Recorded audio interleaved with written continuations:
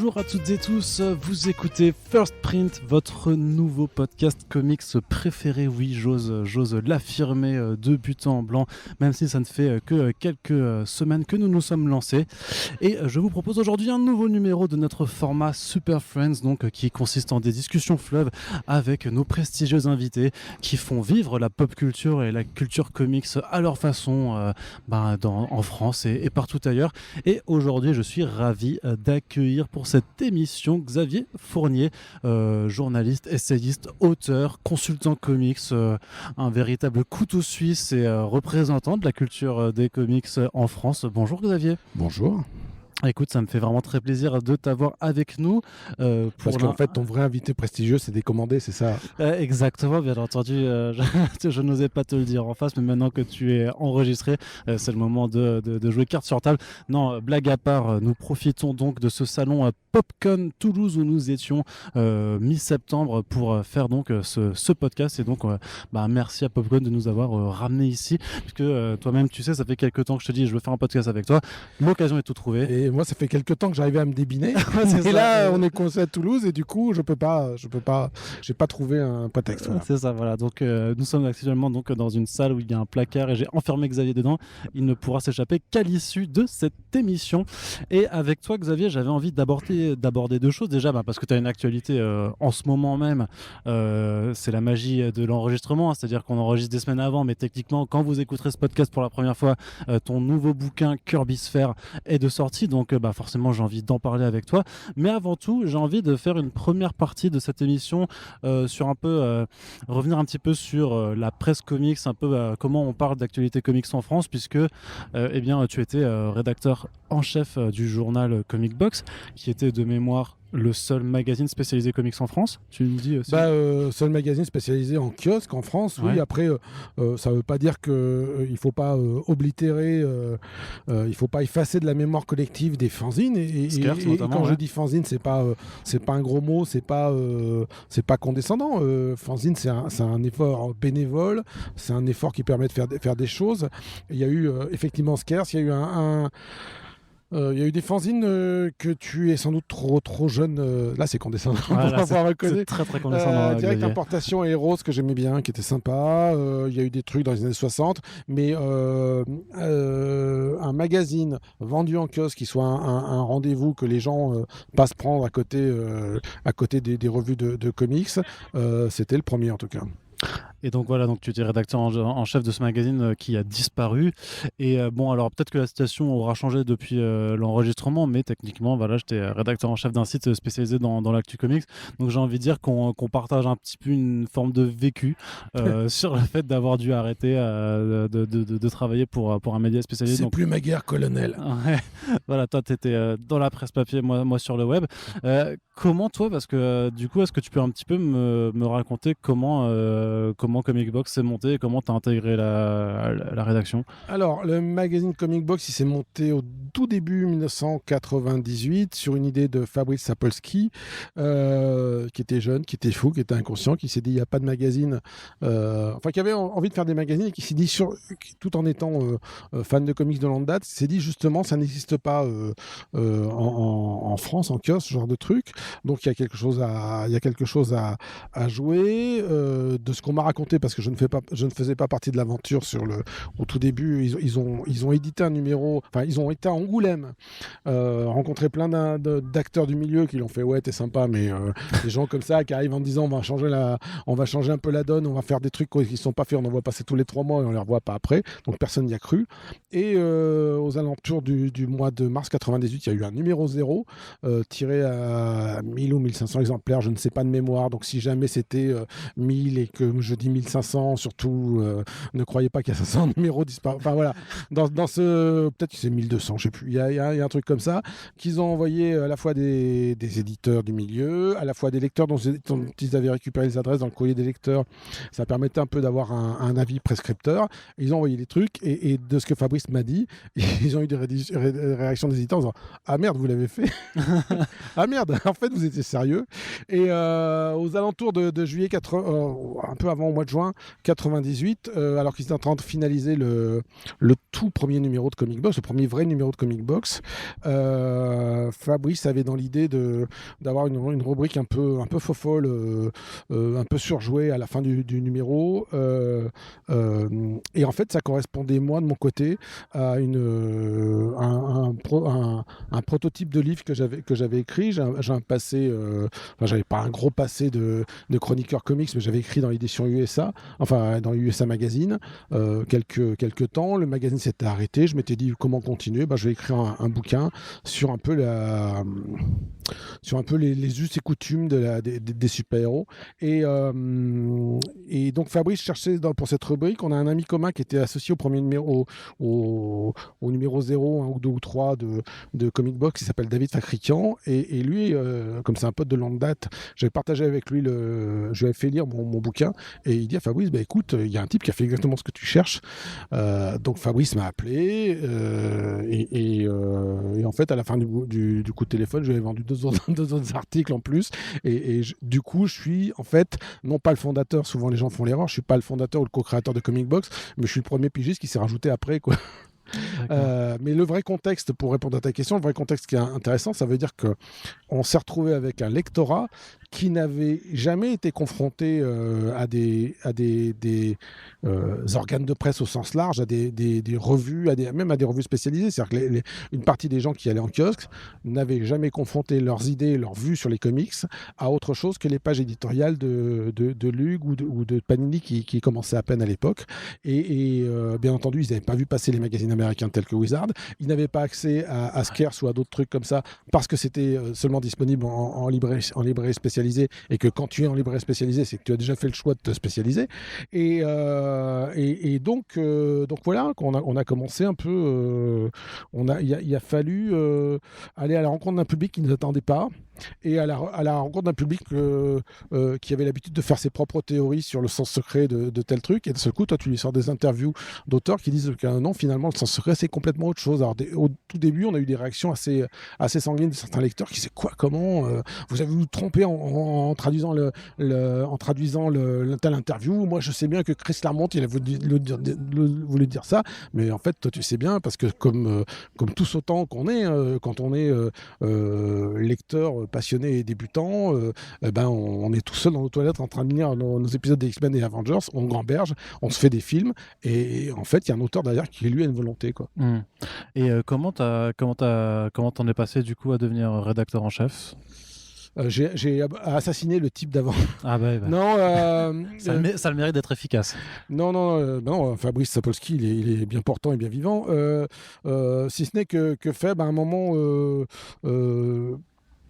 dans son itinéraire personnel, vers 2011, si ma mémoire est exacte, il voulait passer à d'autres choses. On a eu 2-3 numéros où, tout en étant encore rédacteur adjoint, j'étais un peu monté en puissance, et puis à un moment, il m'a filé le bébé. Il m'a passé le relais. Il y aurait eu une autre solution qui était Lise Benkemoun, qui était elle aussi rédactrice adjointe, mais qui pour d'autres raisons professionnelles pouvait pas en fait consacrer le temps nécessaire pour faire le magazine. Donc l'hypothèse Lise était pas faisable, et par défaut c'était moi. Et je me souviens, en 2011, j'ai dit à Fabrice, je sais pas s'il s'en souvient, mais je lui ai dit ouais, c'est ça, tu me files le bébé, comme ça on le plante dans 3 numéros et ça me passera sur le dos. Ça a duré un peu plus que ça quand même. Un peu plus, ouais.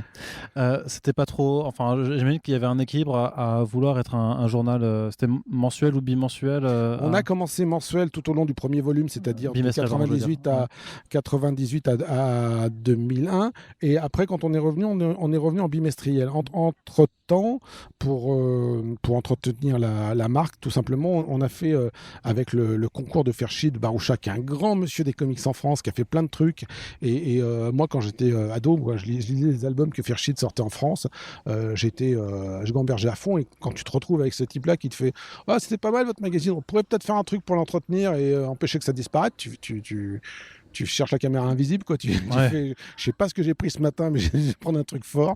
Et donc on l'a entretenu avec des annuels, et en fait, en triangulant, comment dire, le tout premier annuel de Comic Box, donc qui était un truc vendu au format album, cartonné à 15 € en 2001.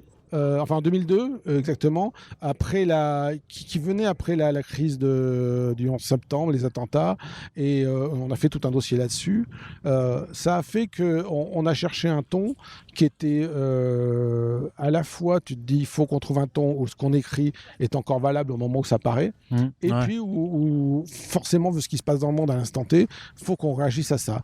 Et du coup, le format bimestriel, après, quand on est revenu, nous allait très bien, parce que quand tu es un mensuel, tu es le nez sur le guidon, tu passes d'une news à l'autre, enfin, tu passes des annonces d'un mois à l'autre, même si tu as des dossiers, même si tu as des choses comme ça, que quand tu es en bimestriel, tu planifies beaucoup plus. Tu fais, OK, dans 6 mois, il y a ça, ben, enfin, voilà, tu es beaucoup moins esclave de l'actu. On consacrait de l'actu.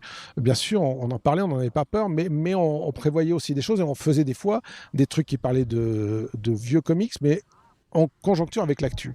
Comment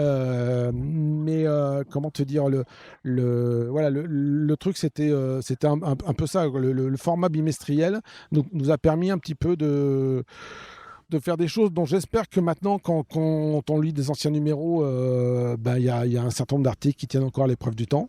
De mémoire, quand on a réorganisé le magazine, l'idée, par exemple, de mettre les news à la fin, c'était de moi, ça. D'accord. Parce que en discutant avec Fabrice, on disait d'abord que ça nous rappelait un petit peu une certaine époque de Mad Movies où tu avais ce qu'ils appelaient les notules lunaires qui étaient à la fin. Et puis symboliquement, moi je trouvais que c'était bien de mettre les news à la fin. Ça voulait dire qu'on faisait passer le reste avant. D'accord.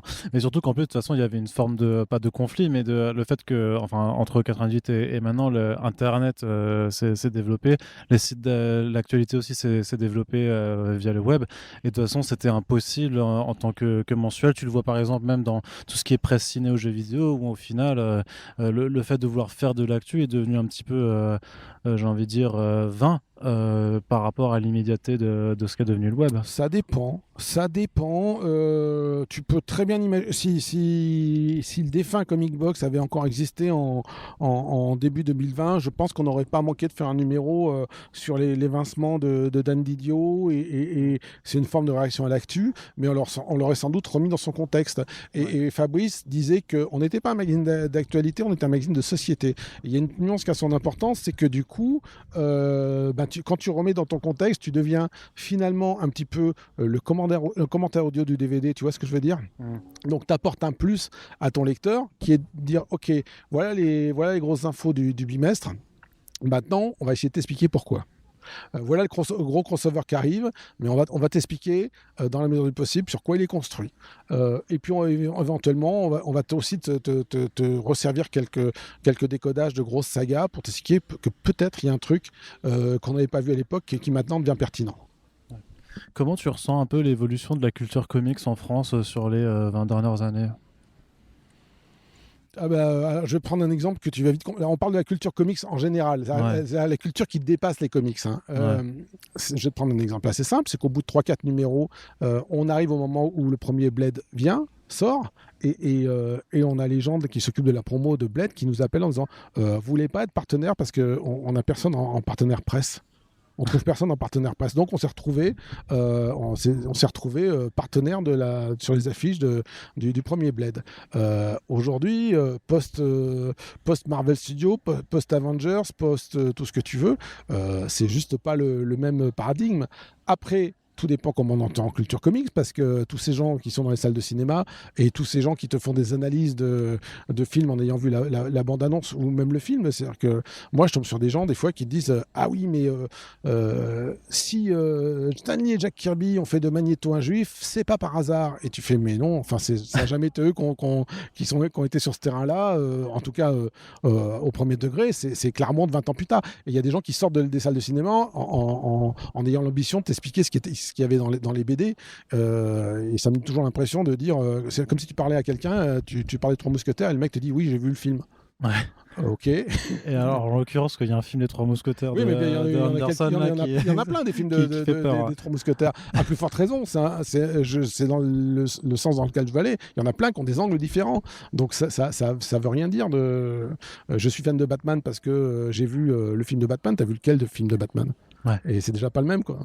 Ouais, mais du coup, quel point de vue un petit peu tu peux prendre par rapport à ça, toi, notamment en tant que lecteur, en tant qu'expert vraiment du média papier.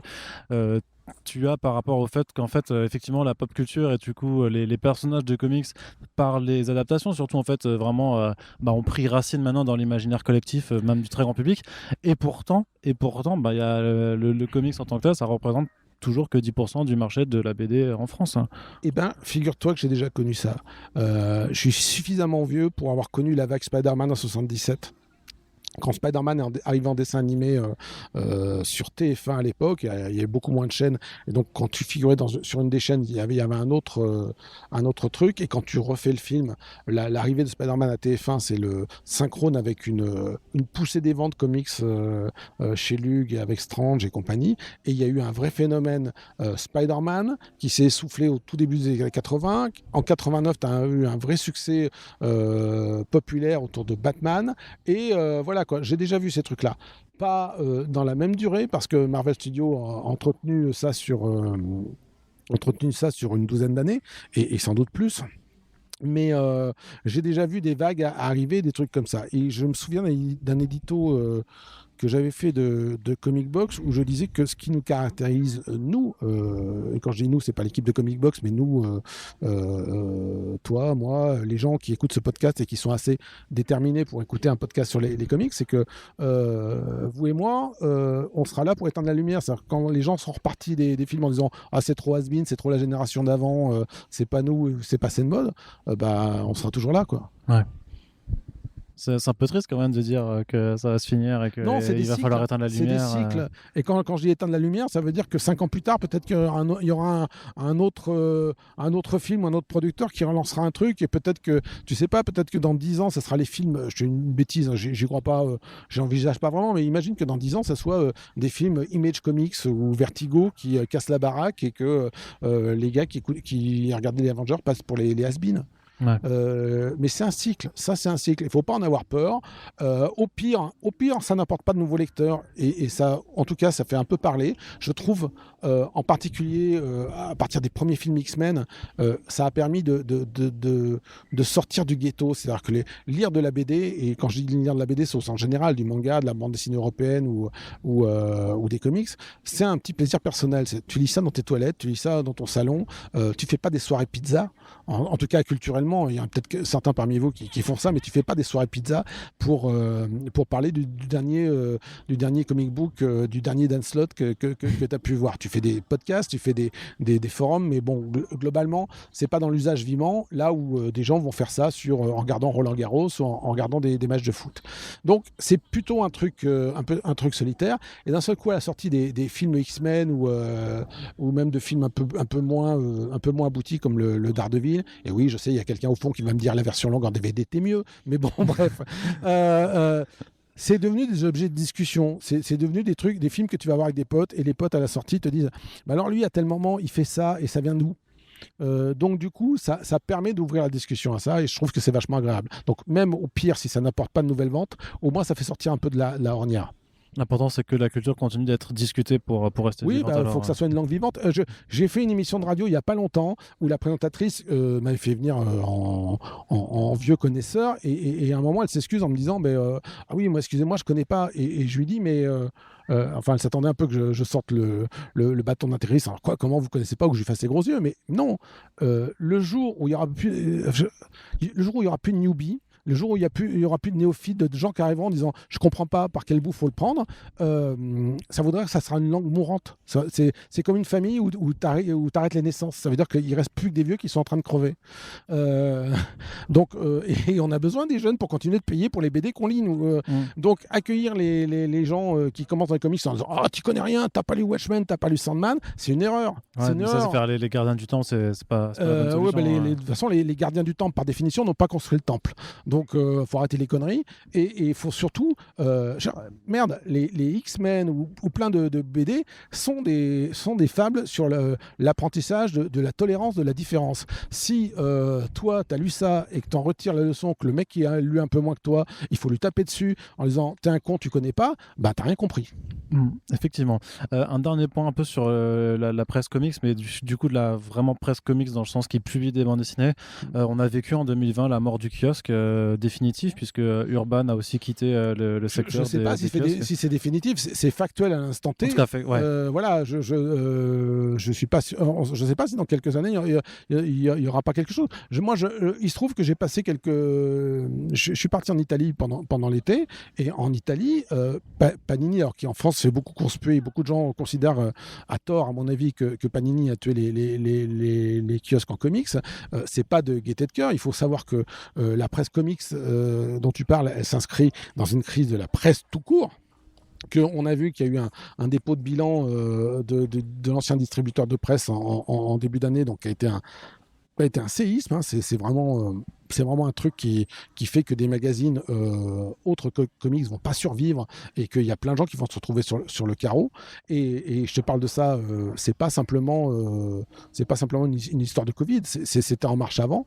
Et tu vas en Italie, Panini qui vient de récupérer la licence d'ici, ils ont fait des fascicules qui sont tout à fait comparables à nos versions intégrales que faisait que faisait Lug. Haredi Artima, ils faisaient des trucs en 4 épisodes. Eux, ils font Panini en Italie fait des trucs en 2 épisodes. Ouais. Avec des couvertures exclusives de Marana. Voilà, ils ont été chercher des grands noms de la BD italienne pour les premiers numéros. Ils y vont pas en disant on est dégoûté d'aller faire du kiosque. Ils vont faire du kiosque parce qu'ils peuvent. Ils font du fascicule parce qu'en Italie il y a aussi le truc des librairies spécialisées, c'est du vrai faux kiosque, mais voilà, donc si Panini ou Urban ou un autre trouve un moyen d'aller vers les kiosques dans quelques temps, alors post-Covid à mon avis, parce que sinon ils sont fous, c'est que ils iront, l'économie elle est plus là, c'est-à-dire que à partir du moment où il y a un facteur extérieur qui te vide l'aquarium, les poissons, ils ont le choix entre rester dans l'aquarium qui est vide et crever, ou alors aller dans la mare d'à côté. Et ce que font les éditeurs de comics, tous, c'est qu'ils vont dans la mare d'à côté, parce que sinon l'autre choix c'est crever. C'est pas simplement ils ont tué le kiosque, ils ont tué les comics. Et il faut bien comprendre que la plupart je veux dire l'essentiel, je vois même pas de contre-exemple, les éditeurs de comics sont des gens qui lisent des comics, c'est-à-dire qu'ils étaient lecteurs de comics bien avant certains des lecteurs actuels, et ils adorent ça. Ils sont pas rentrés dans le truc en disant putain on va faire des brosoufs. Ouais. Mais tu penses pas que quelque part la démocratisation du format librairie a quand même accéléré certaines choses à ce niveau-là? Alors, démocratisation, je ne sais pas si c'est le mot. Généralisation peut-être. Ouais, parce que le prix d'entrée de la librairie, c'est pas le même non plus. Ouais, non. Bien entendu, c'est une excellente chose que la librairie existe, parce que justement, c'est cette autre mare dont je parlais. C'est-à-dire que si elle n'existait pas, qu'est-ce qui se passe? Le kiosque. Il n'y aurait plus rien. Il n'y a plus rien. Salut. Maintenant, ce qui est vrai, c'est que le kiosque représente ce qu'on appelle un achat d'impulsion. Ça veut dire que le type qui va acheter ses cigarettes, qui voit un périodique illustré, c'est pas cher, j'en prends un pour le gamin ou j'en prends un pour moi. J'étais pas venu pour ça, mais je vois ça, je le prends. En librairie, tu n'y rentres pas par hasard.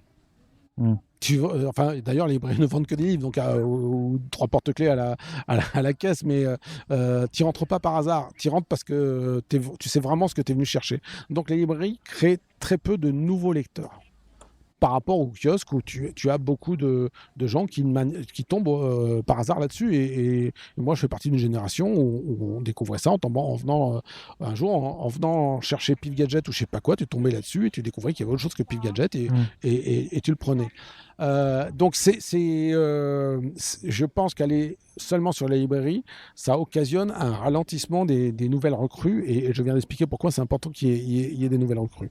Il y a aussi le fait que quand tu mets 25 € sur la table pour un album ou un truc comme ça, ou 65 € pour une version un peu collector à l'occasion d'une sortie de film, là on n'est pas dans la démocratisation. Il faut avoir le billet d'entrée aussi.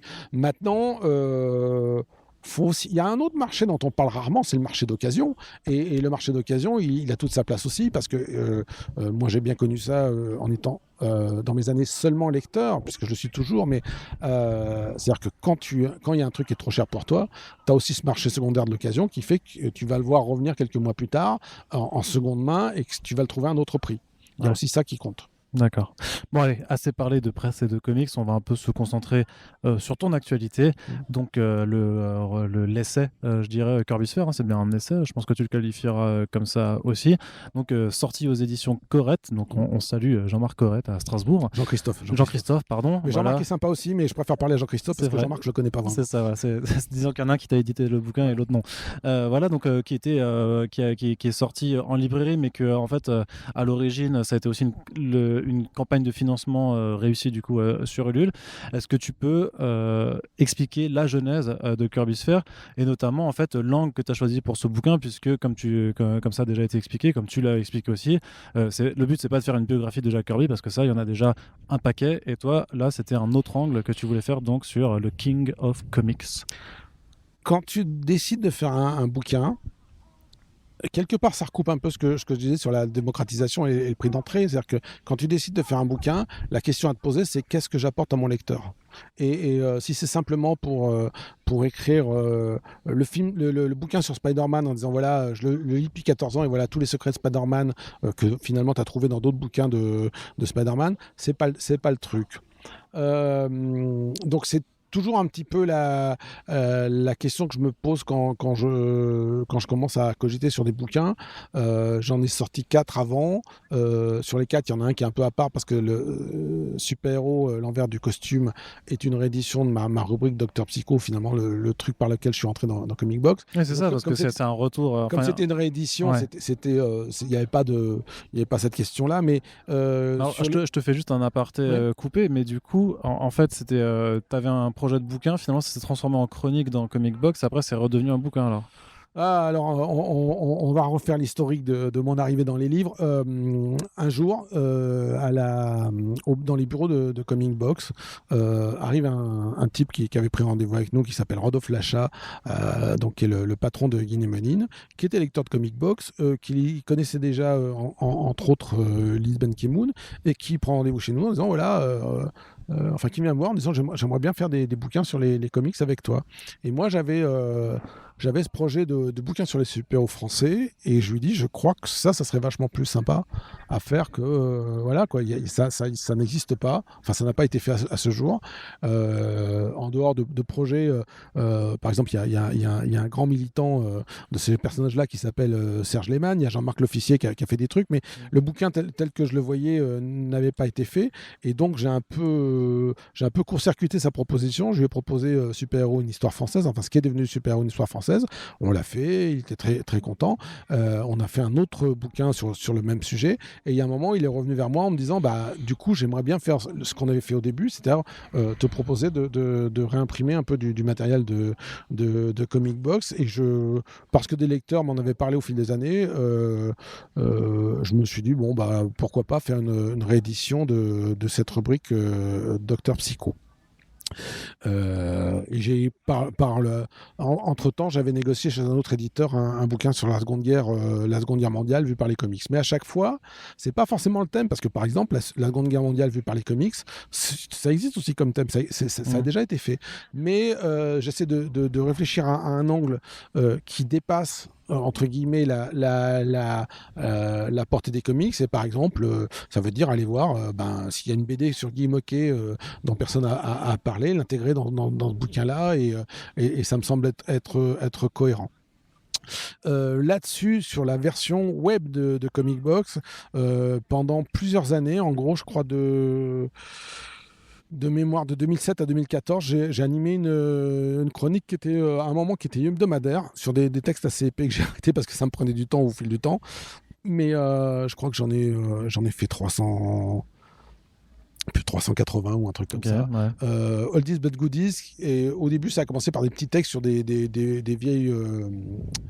des vieux comics, soit qui étaient inconnus, soit qui étaient connus, mais dont je trouvais que leur importance réelle n'était pas perçue. Et si tu veux, là aussi, c'est une question de faire un peu le commentaire voix off du DVD, quoi. On en revient à ça. Puis tout en les écrivant, je me rendais bien compte qu'il y avait des thématiques qui se dégageaient, qu'il y avait des choses à faire. Je m'étais dit un jour, peut-être que c'est comme si j'avais balancé des pièces de puzzle au hasard, mais moi je me disais, mais ça commence ça commence un peu à former des trucs où il suffirait que je rajoute 3-4 chroniques et ça formerait un chapitre cohérent. Enfin voilà, Ouais. j'avais des trucs comme ça. En 2019, j'étais complètement sur autre chose. Bon, bah, ma première vague de bouquins, elle a été assez dense parce que entre 2014 et 2016, j'ai publié 4 bouquins. Consciemment, je m'étais dit, tu mets un coup de collier, tu sais pas si la mode de ce genre de personnage-là va pas.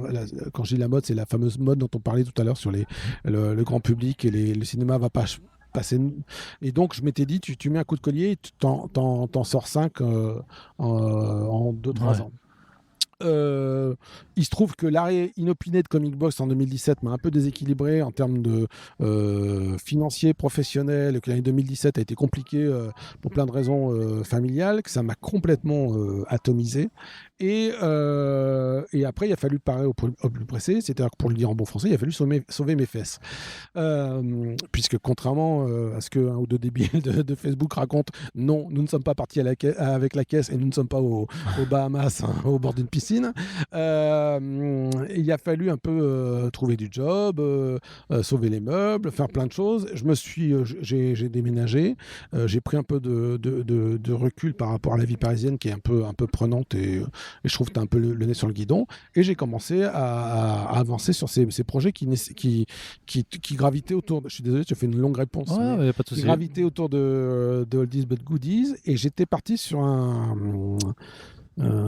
sujet qui carrément j'envisageais en 2 volumes. Et j'approche de la fin du bouquin, on est en juin 2019, c'est un soir, je suis vraiment en train d'avancer sur un des tout derniers chapitres, et à la télé, il y a le film Fury, tu sais, sur la Seconde Guerre mondiale. Oui, de David Ayer, réalisateur de Il y a un Suicide moment Squad. où je suis en train de finir vraiment ce chapitre-là et ça tombe au moment où eux, ils perçoivent l'arrivée de la colonne d'Allemands et le patron des héros tape sur le capot du camion et c'est au moment où ils décident qu'ils vont leur tenir tête. Il fait allez, on y va. Et ça tombait pile au moment où je mettais le dernier point final au truc et je fais ok, quoi, c'est tellement synchrone, je m'accrise sur Ulule et je me dis c'est bon qu'on lance d'ici 1 ou 2 jours, j'y vais et je lance ce truc en 2 tomes et je me fais piquer l'ordinateur qui avait la dernière version de mon bouquin, je me le fais piquer dans un bus, ouais. alors que j'allais au Bordeaux Geek Festival. Je suis atomisé parce que j'avais heureusement des sauvegardes partielles, mais j'avais pas la toute dernière version. Et ça me demandait ça m'aurait demandé au moins quelques semaines de retravailler ce truc-là, et je m'en sentais pas le courage. Et puis ça a tombé, si tu veux, c'est un peu la fin du cycle par rapport au début de 2017. Tu te dis, ah putain, ça fait beaucoup comme merde. Et au Bordeaux Geek Festival, je suis en mode Walking Dead. Mais alors, dégoûté de la vie. C'est-à-dire que tu arrachais les gens et tu leur bouffais le cou. Non, parce qu'ils couraient trop vite. Mais je suis vraiment dégoûté de la vie en disant, bon, je rentre à la maison et on arrête les conneries, quoi. Je deviens caissier dans un supermarché ou un truc comme ça. Et il y a Jean-Pierre Dionnet, qui est un des cofondateurs de Métal Hurlant. On était dans le même hôtel et je passe un petit déjeuner surréaliste. Et là, c'est un peu comme l'effet dont je te parlais tout à l'heure avec Ferchid Baroucha, c'est que je me retrouve à prendre le petit déjeuner avec Jean-Pierre Dionnet en espèce de tortue géniale ou tout ce que tu veux, qui me fait non mais tu sais tu vas te refaire, on a tous eu ça, machin bidule. Moi je suis dans ma tête en me disant ouais c'est bon quoi, mais en même temps toujours cet effet caméra invisible quoi. C'est Dionnet qui m'explique ça, je sais pas quoi, ça sort d'où? Pourquoi pas Stanley pendant qu'on y est, quoi. Et je rentre à la maison, j'ai un autre ordinateur, je commence à faire l'inventaire de ce que j'ai gardé, ce que j'ai perdu, et je vois dans mes disques durs que finalement dans ces fameux oldies but goodies, j'avais depuis longtemps isolé des trucs en me disant il y aurait peut-être un truc à faire sur Kirby, mais je ne l'envisageais pas avant quelques années, et je me rends compte à l'époque que j'ai déjà 600 000 signes, ce qui est conséquent. C'est-à-dire je connais des gens qui font des bouquins ou des bouquins finis où il n'y a pas 600 000 signes. Et je me dis, mais finalement, c'est vachement plus faisable que plutôt que de me forcer à faire à contre-cœur de mémoire la partie manquante de ce projet en 2 volumes, qui n'aura pas la force, qui ne sera pas spontanée, que je vais faire contraint, enfin qui sera contre moi, quoi. Comme si tu roulais avec les freins, quoi. Je me suis dit, ça serait vachement plus positif, vachement plus sympa que je prenne ce truc à bras le corps, ce truc de Kirby, que je mette à nouveau un coup de collier pendant l'été pour l'écrire, et que voilà, quoi, que ça devienne un projet à part entière. Et j'avais sondé un peu les gens sur Facebook, et les gens m'avaient, dans leur grosse majorité, je crois que j'ai un pote qui m'avait dit non, faut pas détourner de ta voix, enfin, ce qui était sympa, mais tous les autres gens m'ont dit ok, tu fais ça. Et mon vrai concept, c'était de partir d'un truc que j'avais déjà appelé dans les Buzz Goodies la Kirby sphère, c'est-à-dire qu'est-ce que c'est que la sphère de l'imaginaire de Jack Kirby. Alors pas forcément... Il y a quelques trucs sur les dessins, mais vraiment en tant que concepteur d'histoire, d'où ça vient. Parce que c'est pas faire insulte à Kirby de dire que c'est pas de la génération spontanée, qu'on y retrouve des influences de films, des influences de romans qu'il a lus, et que un peu à la manière d'un Andy Warhol, il a pris ça, il a remixé, il en a fait complètement autre chose. Et je trouve que c'était une manière de dire rentrons dans ce monde et essayons de voir d'une autre manière ce que ça raconte à la fois sur son imaginaire à lui et sur ce qu'il a voulu dire. Et du coup, je me suis foutu à fond là-dedans. J'ai écrit l'essentiel du bouquin pendant l'été 2019. Après, il me semblait très naturel. Enfin, à un moment, je voulais une préface et je me suis dit, voilà, qui en préface? Et il se trouve qu'il y a un type qui a rencontré Kirby, qui adore Kirby et qui était tellement naturel. C'était Jean-Pierre Violet qui avait été là au moment où le projet précédent avait été atomisé. Et simplement, entre moi, mes conférences et les activités de Jean-Pierre Dionnet, moi, je pensais au début sortir le bouquin pour décembre 2019 et on est arrivé à se coincer avec Jean-Pierre, je crois, le 3 décembre 2019 pour gérer la préface. Et il se trouve que du coup, c'est un peu compliqué.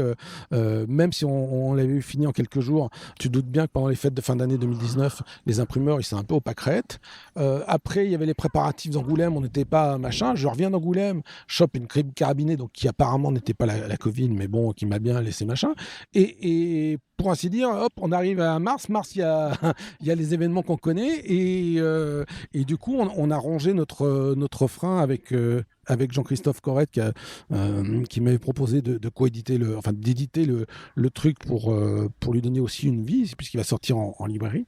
Et donc, je me retrouve à l'automne 2020 avec un bouquin que j'aurais espéré sortir 10 mois plus tôt, quoi. Mais, et vous comprendrez que de la genèse à la fin, ce truc-là, ça a été rocailleux, quoi. Ça a été une aventure. Alors, je viens de me rendre compte que peut-être qu'il y a des gens qui ne connaissent pas forcément Jack Kirby. Toi, Xavier, comment tu le définis de façon pour vraiment grand public?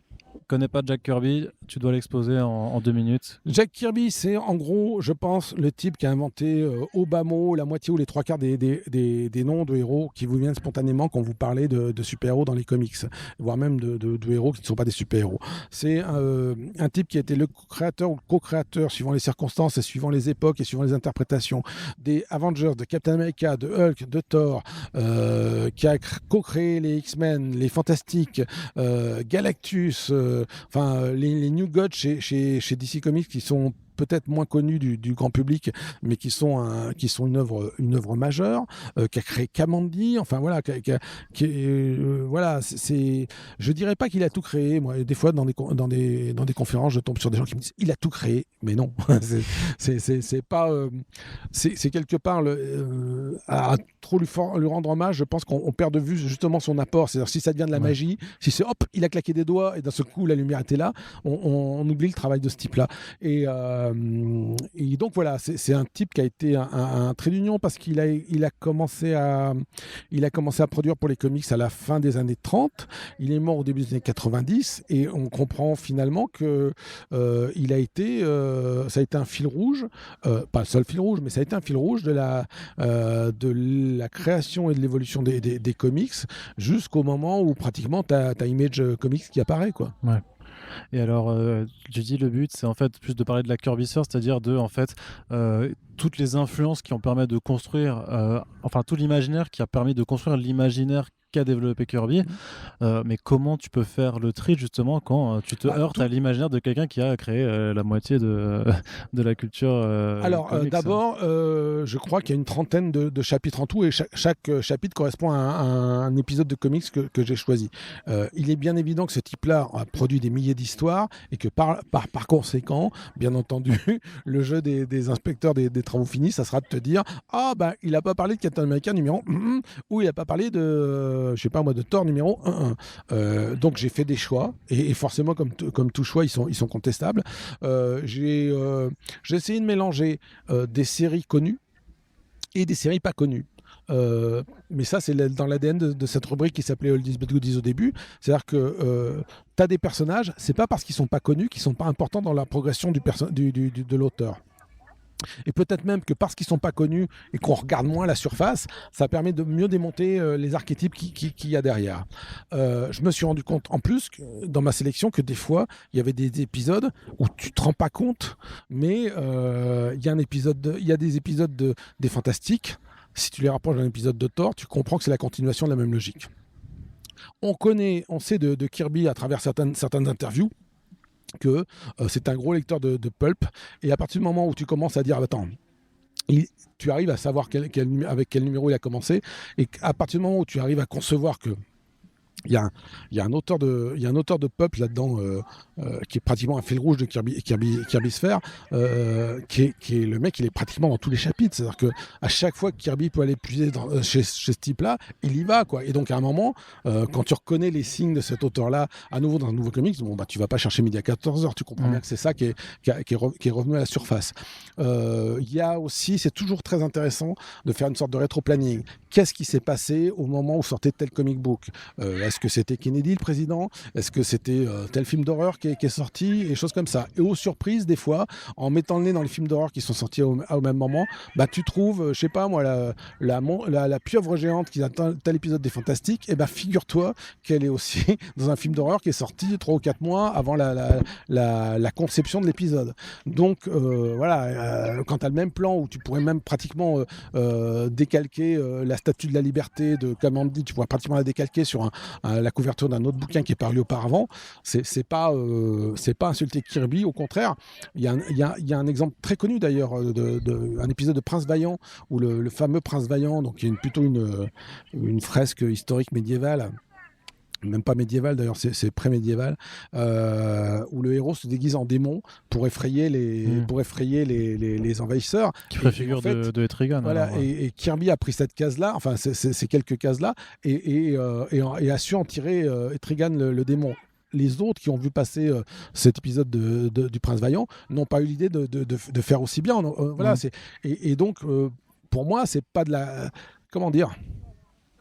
T'as des gens des fois qui, à force de vouloir dédouaner Kirby de tout, te disent ah bah oui, mais l'auteur de Prince Vaillant, il s'est inspiré d'un masque amérindien pour créer son démon. Donc c'est que Kirby, il a pas pu piquer sur Prince Vaillant. Il s'est forcément inspiré du même masque amérindien. Ouais, parce que moi, forcément, quand je veux créer un personnage arthurien, un démon arthurien, moi aussi mon premier réflexe c'est d'aller voir un masque tribal amérindien. Bien sûr, tout le monde pense à ça.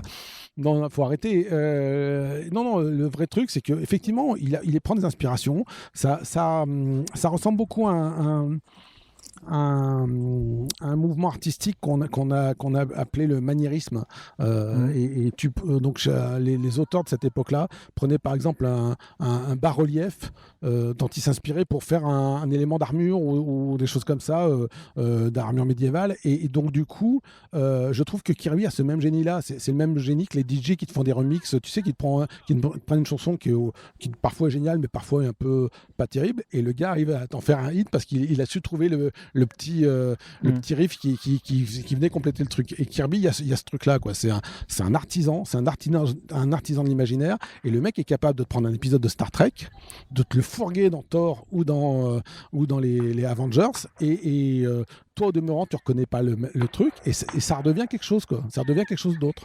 D'accord. Mais là, tu fais notamment mention au fait que c'est ce qui a permis la création de Metron, de la chasse de Metron.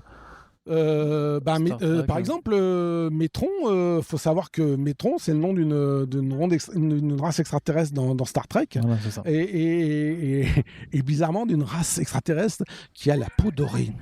Et quand tu regardes le truc, alors, bien entendu, il y a quand même une différence entre ce que tu vois à l'écran dans l'épisode de Star Trek et la manière dont Kirby la représente, parce que Kirby représente des personnages surpuissants, musclés, voilà. Mais tu fais assez rapidement le rapprochement entre ces Métrons de la télé qui sont dorés et le look de Adam Warlock. Et pour plein de raisons, je trouve ça assez intéressant d'expliquer que Métron, le Métron des New Gods, il vient un peu de ces personnages-là, et que, par exemple, Starlin, c'est aussi une extension de la Kirby Sphere. Starlin, à un moment, il voit les New Gods, il se dit, je veux un peu utiliser la même truc, et il a tout à fait le droit, finalement, il fait il fait le même remix que Kirby, donc il prend ces personnages-là, il veut s'en inspirer pour créer un ennemi de Iron Man, et Roy Thomas, il fait non, mais Métron, c'est un loser dans la bande. Si tu dois pomper sur les New Gods, prends Thanos. Et prends Darkseid et ça devient Thanos. Et je trouve ça marrant parce qu'à un moment, tu te dis, du coup, Adam Warlock et Thanos descendent tous les deux Star Trek. Ouais. Tu comprends ce que je veux dire? Et c'est cette idée-là, c'est-à-dire que les auteurs qui ont succédé à Kirby, à force de déformation, reviennent pas toujours en le sachant vers le matériel d'origine. Et il y a plein de choses qu'on retrouve même dans les films Marvel Studios aujourd'hui, où finalement ils reviennent vers la source. Quelle était ta méthode de travail vraiment de façon technique? Parce que là, tu dis que tu as fait des choix. Donc j'imagine qu'à la base, c'est-à-dire que, je sais pas, tu as lu les 10 000 numéros qu'a pu écrire Kirby et dessiner? J'ai lu quoi, tu dis? Tous les numéros que Kirby a pu écrire et dessiner.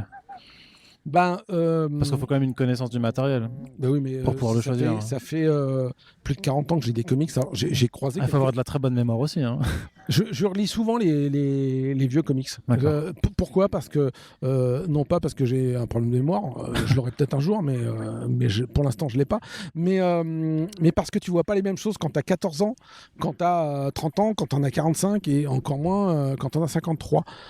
Donc confronter ton souvenir des comics à ce qui s'y trouve exactement, c'est une bonne manière un peu de voir des choses.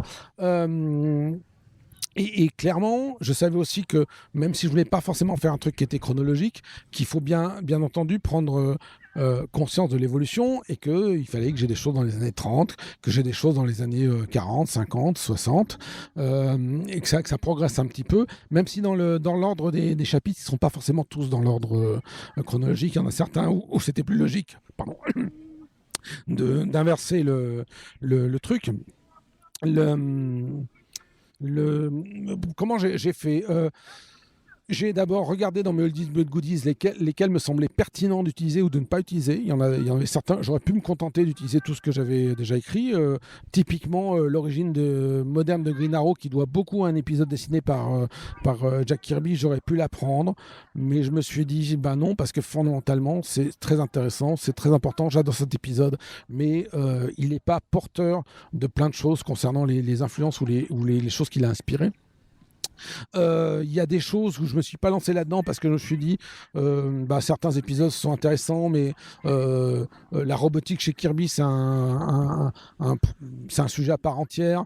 Les mutants, je me suis dit les X-Men, c'est tellement l'arbre qui cache la forêt que si je commence à rentrer là-dedans, ça fait qu'on va voir moins d'autres trucs. Mais je me suis dit aussi évite de prendre. Je crois que j'ai pratiquement la plupart du temps j'ai pas pris le premier épisode. C'est-à-dire que tu peux te dire, tiens, on va parler de la création de Captain America, je vais prendre Captain America Comics 1, je vais prendre le premier épisode de Thor. Non, c'est pas ça. Ce qui est plus intéressant, c'est voir un peu ce qu'il y a dans le ventre de la machine et parfois faire un bond de quelques années dans le truc. Donc, l'un dans l'autre, j'ai fait comme un casting. C'est-à-dire que tu regardes quelques épisodes et tu te dis, cet épisode-là, il me va bien parce qu'il me permet d'aborder ci, ça, et en fait, t'as commencé puisque pour tout spoiler, je t'ai un peu ouvert les pages du bouquin. C'est un format d'abord très bizarre parce que je raconte, ça permet un peu tu mets un avertissement d'entrée de jeu pour dire faites gaffe, c'est pas forcément ce à quoi vous vous attendez. Ça veut dire que dans les chapitres, je raconte l'histoire. Pratiquement case par case, je décris l'histoire. T'es obligé pour un peu peut synchroniser les montres de tout le monde. Et ça, je pense que c'est un format assez particulier. J'ai peur que ça laisse quelques personnes sur le carreau parce que c'est pas commun. Mais ça me permet aussi de faire un format où les discrétions sont assez courantes. C'est-à-dire que si d'un seul coup, au milieu d'un chapitre sur un cow-boy, je trouve que ça vient d'un serial lié à Atlantis et que j'ai besoin de 3 pages pour expliquer les liens de Kirby avec ce serial-là, je vais prendre les 3 pages. Donc c'est vraiment... je dis pas que c'est exhaustif, mais si on a besoin de prendre 3 pages, je prends 3 pages sur ce truc-là. Je crois que le bouquin, en tout, il fait 1 400 000, un peu plus de ça que de signes. Il fait 1,2 kg. Pour un petit format, c'est... Non, il pèse lourd. c'est le Are You Worth It, tu vois, c'est comme soulever le marteau.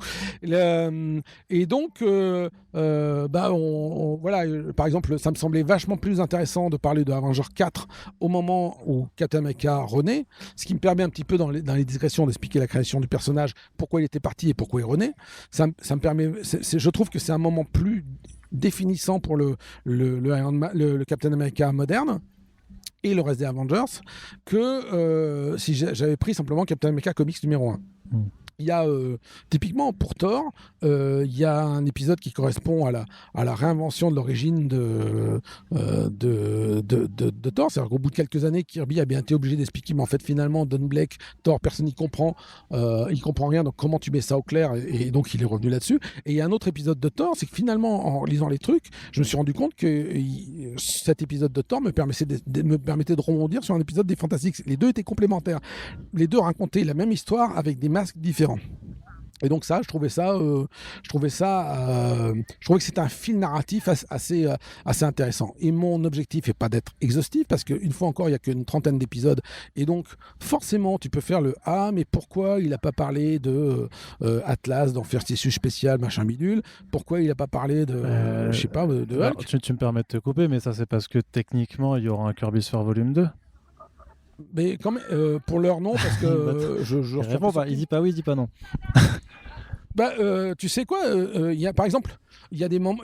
D'abord, faut reconnaître à Jean-Christophe d'avoir été super cool, parce qu'on est parti sur un plan du livre en temps de pages, et puis des moments, justement, parce comme on s'entraînait un peu, je me permettais de rajouter des trucs, puis à chaque fois, il aurait bien fallu quelques pages en plus. Et à chaque fois, Jean-Christophe a rajouté des pages. Mais il y a même un moment où c'est moi qui dis non, on va arrêter là parce que tu vas arrêter de rajouter des pages. Il faut s'arrêter. À un moment, il faut s'arrêter. Mais typiquement, dans les comics que j'aurais bien voulu mettre et que j'ai pas mis, il y a un numéro qui est pratiquement, je pense, pas très connu en dehors des aficionados, qui traite des Skrulls et qui aurait été très bien pour faire un contrepoint avec d'autres races extraterrestres dont je parle dans le bouquin. Mais il y a ça, mais est-ce que je te dis que je ferai jamais un Kirby Sphere 2 je te le dis pas, j'en sais rien. D'abord, je sais même pas si les gens vont aimer le premier. Non pas que je suis en train de vivre dans l'angoisse ou tout ça, mais je sais pas à quel point les gens vont adhérer ou pas. Et puis ça a été épique d'écrire ce truc-là. J'ai d'autres bouquins en moi. Je trouve que c'est toujours intéressant de mener plusieurs projets de front, parce que quand tu es t'as un peu une page blanche, un problème d'écriture au début d'un chapitre, ça vient pas, c'est pas grave, tu passes sur ton autre projet, et puis tu reviendras quand une idée viendra, ou quand tu t'épuiseras sur le projet B et que tu trouveras des lassants de revenir sur le projet A. Donc j'ai plusieurs autres idées j'ai la vague 2 si tu veux, la phase 2 de mes bouquins. La phase 1 c'était 2014-2016, j'ai la phase 2 dans mes envies. On verra bien si je passe sous une voiture demain et si ça s'arrête là, mais rien n'est jamais assuré, mais j'ai plein de trucs, et pour l'instant faire un Kirby Sphere 2 c'est pas dans mes plans immédiats. Est-ce que j'en ferai un jour? J'en sais rien, peut-être. Je ne m'interdis rien. Mais pour l'instant, j'ai d'autres projets, qui m'occupent. Mais bref, non, c'est que pour en revenir vraiment au bouquin, c'est que des fois, tu te dis, il faut des trucs complémentaires. Donc ça me semblait intéressant d'avoir des récits de Seconde Guerre mondiale avec des soldats, du western. Je ne suis pas rentré dans la BD sentimentale parce qu'elle n'a pas ce même registre cosmogonique, à part un ou deux récits d'horreur un peu bizarre, une histoire d'amour d'une nana défigurée dans un asile. Enfin, c'était pas, ça rentrait pas dans. Ça convoquait moins d'imaginaire, peut-être. Je trouve que dans ce moment-là, Kirby est plus sur un exercice de style qui consiste à se plier à la BD sentimentale, même si c'était pas courant dans les comics. Mais et donc du coup, c'est pas forcément le truc qui était le plus intéressant dans cette linéarité. Il y a des choses dont j'ai pas parlé, par exemple le Machine Man, parce que j'ai trouvé un autre épisode, j'ai trouvé dans un chapitre un moyen de caler quelques pages sur d'expliquer Machine Man. Et ça m'allait. C'est pas la peine de rajouter un chapitre entier pour désosser le truc. L'un dans l'autre, oui, voilà. J'ai toujours envie. Genre, quelque part en moi, je me dis, j'aurais bien casé un ou deux chapitres en plus. Mais la vérité, c'est que si j'avais casé ces chapitres en plus, dans le temps imparti pour l'écriture, entre-temps, j'aurais eu aussi d'autres idées. Donc, non, il y a un moment, il faut arrêter les conneries. Ça devient le cercle vicieux de l'écriture et de la création. Malgré tout, on est d'accord que Kirby Sphere, c'est plus quand même un ouvrage qui est pour des connaisseurs plus que pour des débutants. Oui.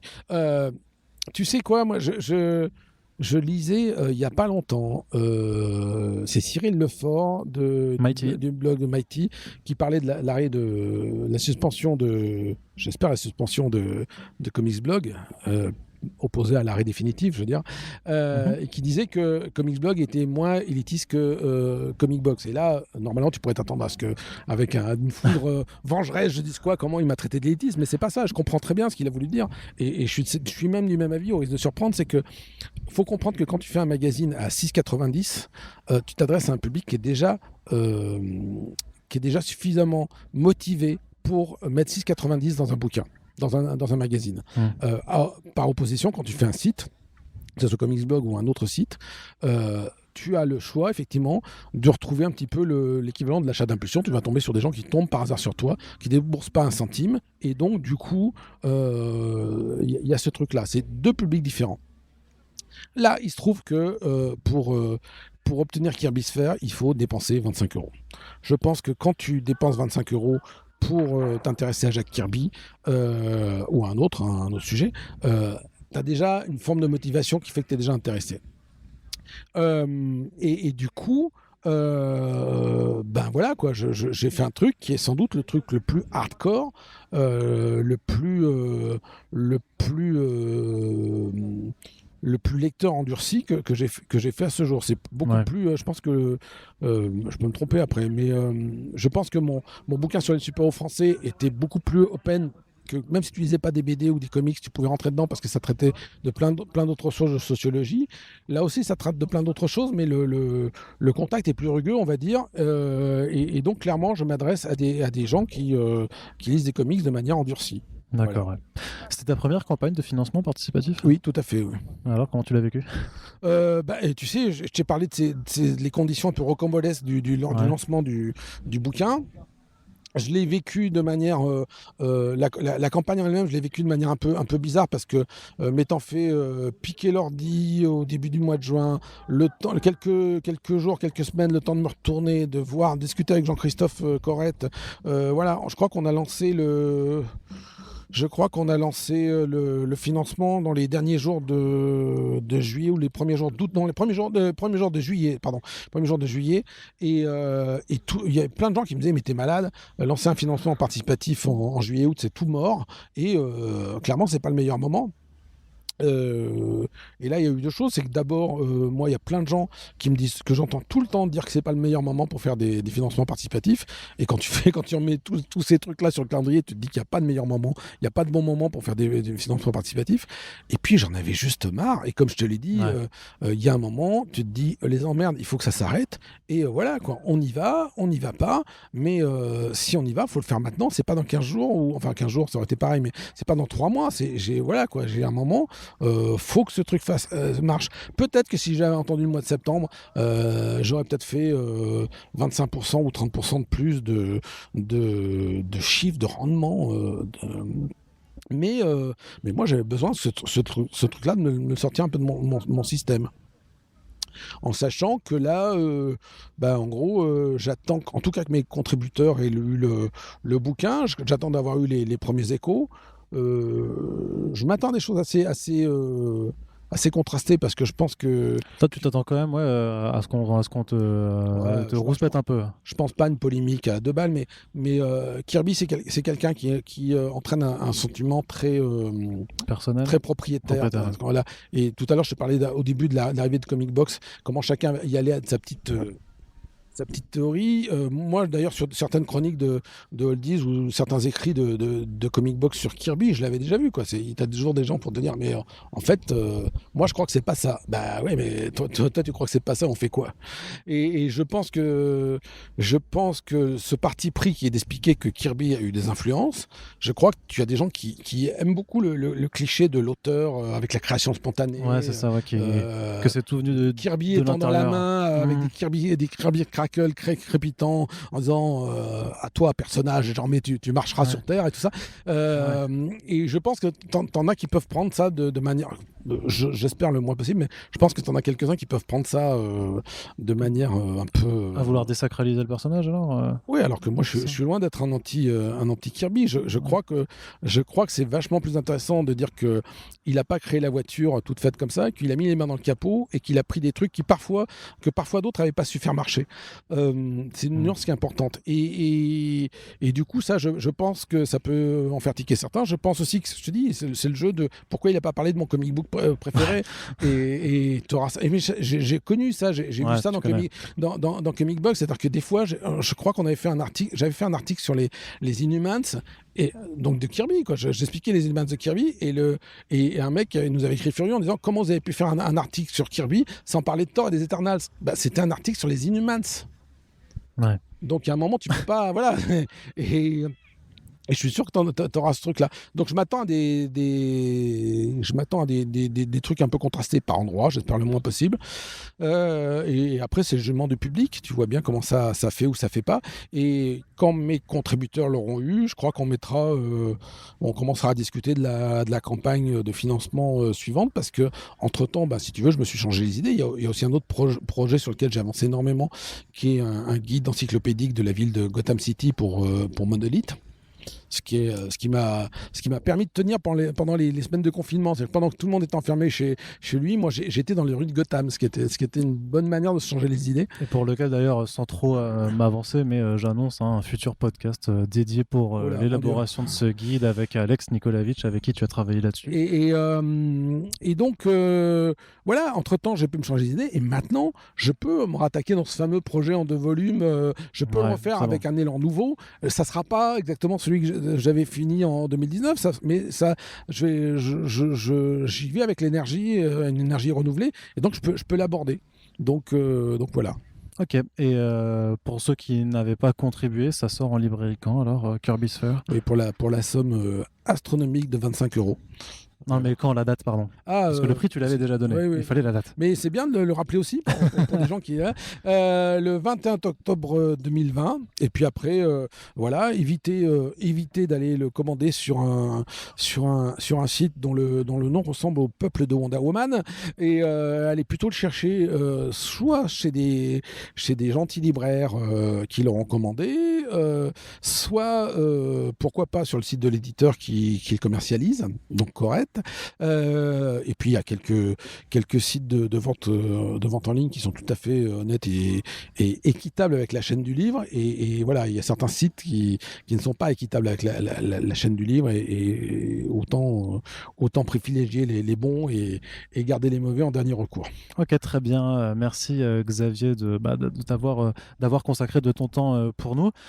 Si ça ne te dérange pas, comme je le disais un petit peu avant, on reviendra te parler pour d'autres projets en espérant pouvoir te séquestrer une nouvelle fois. Puisque je suis arrivé à TCP pendant quelques années. Alors là, sauf si les gens de Toulouse arrivent à nous mettre dans le même enclos encore. C'est ça ne dépend que d'eux. Mais ouais, donc normalement, j'ai quelques surprises encore arrivées dans les mois à venir, je pense. Parfait. Et du côté des auditeurs, on espère que cette émission vous a plu. Kirby's Fair donc en librairie pour 25 € à partir du 21 octobre, c'est-à-dire dans quelques jours à l'heure où on sort ce podcast, ou peut-être c'est sorti il y a y a quelques jours. Je ne sais pas encore quand il sera uploadé, je ne suis pas assez visionnaire pour le moment. Merci d'avoir écouté ce nouveau numéro de First Print. On vous rappelle que nous sommes sur Tipeee pour faire vivre le podcast. C'est un modèle sur lequel nous comptons vraiment pour pouvoir continuer à faire des émissions comme ça et bien plus. Et on se dit à très bientôt. Merci, salut.